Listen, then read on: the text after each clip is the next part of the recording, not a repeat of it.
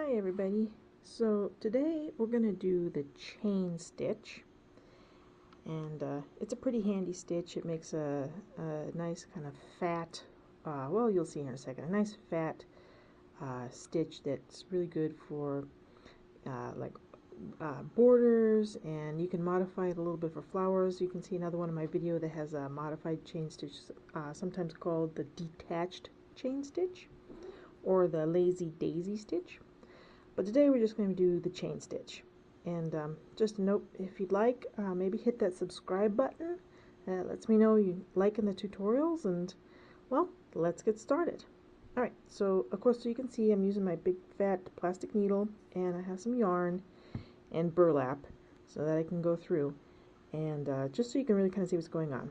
Alright, so the first thing we're going to do is we're going to come just up, and we're going to take our thread and we're going to kind of come out about how far we go, like on a straight stitch.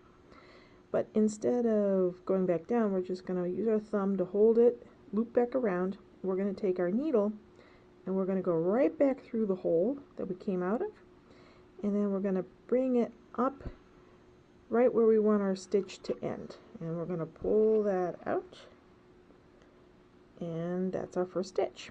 We're going to do the same thing. We're going to pull the same distance what we have here. We're going to kind of just loop that around.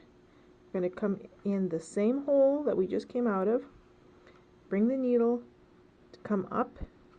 We want to come up about here. And pull it over the yarn or the thread. And pull it straight. Sorry about that in the camera. And there we have second one. Alright, I'm going to do another one. So again, we're going to hold this with our thumb. We're going to come into the same hole we just came out of, and we're going to come up and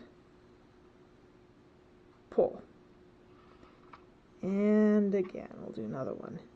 Just down the same hole, and then up about the same distance.